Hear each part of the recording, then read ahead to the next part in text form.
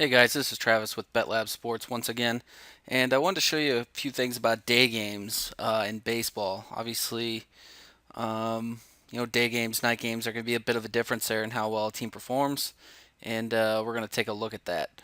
So, over here in our time period section, we have the time of day, and you can see here's the full graph. Obviously, we have these games over here. Those are those Japan series games that start at 4 and 5 and 6 in the morning. So we'll go ahead and eliminate those right off the bat. Um, so now we just have, so this is 11 a.m. all the way. This is military time, so that'd be 3 o'clock. And then obviously 7 p.m. Eastern is the most common start time for MLB games. But we'll look here, these noon, 1 o'clock games. Let's just, you'll see there, okay, those are the two green spots, but your money won is only 11 units for $100 better. So even if we save filter, we'll take a look at the graph. You'll see it's not necessarily you want to jump on board as betting the under during these day games. So yeah, you don't want to just blindly bet all the unders here just because you see a green positive number. But there are ways that you can improve the system. We can come up here to let's take a look at line info. Look at the actual totals. So here you can see you have totals ranging all the way from 6 all the way up to a game where the total was 13 and a half. You can see this clear divide here at 8 and a half. So you can make this left end point 8 and a half. Hit enter. You can see now your results are up to 50 units won. Results up to a 2.1% ROI. We'll hit save filter, see what the graph looks like there. It's starting to look a little bit better. Another thing you can do, obviously we'll go back down here. These games between 6 and 8, we know those are losers, but we'll go ahead and hit save filter. And we'll go ahead and up to this top right and hit fade systems. What happens if we bet against it in this case? Is it profitable that way? So it'll rerun fading that system. We see here that it's actually still a loser even to bet the over in that circumstance. But that's a quick way you can check, okay, maybe if it's a loser, if I flip the switch and bet the opposite side, is that going to make me some money that way?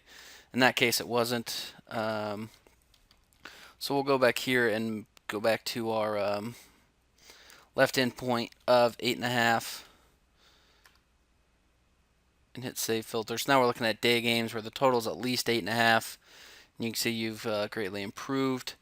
You can go through. There's a bunch of different filters that you could, look at. I know one where divisional games tend to go under more than non-divisional games. Yeah, it's the same case here. You have an ROI of 7% in divisional games that fit this criteria, where you're losing over 27 units for those non-division games.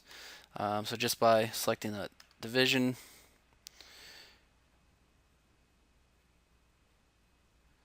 now we're up to like I said, 7% ROI.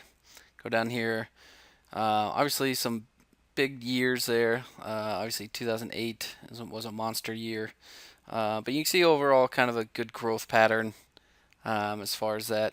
And you can continue to add some filters to improve this system. One thing you want to be careful about. I see a lot of new users do this. They'll just go to home pitcher. Like, oh, okay, I'm just going to start picking all these top guys that have been doing so well, and just go through and pick all these because these are continuously going to keep winning. First of all, a lot of these guys don't even pitch anymore. they've retired. And second of all, just because they were successful in the past, it doesn't mean they're going to be successful in the future. There's obviously, no matter what filters you choose, like the home pitcher, there's always going to be guys at the top. There's always going to be guys at the bottom. So just going through and randomly picking your guys that have been successful in the past. That's what you call backfitting your data to create a little bit better results in what you should see expected going forward. But yeah, that's just a quick look at day games in baseball. You can also separate that out and look at just night games. Some other time period stuff you can look at is rest, teams coming off an off day, something like that. These days between games filters. You can also look at time zones. East Coast teams playing on the West Coast and vice versa. So there's a lot of different things you can do with those time period filters. You can do a lot of that for free for the moneyline systems at betlabsports.com. Just go there, sign up, no credit card need or anything. You can start playing around with these filters and all this data and see what you can find. All right, till next time, guys. Best of luck.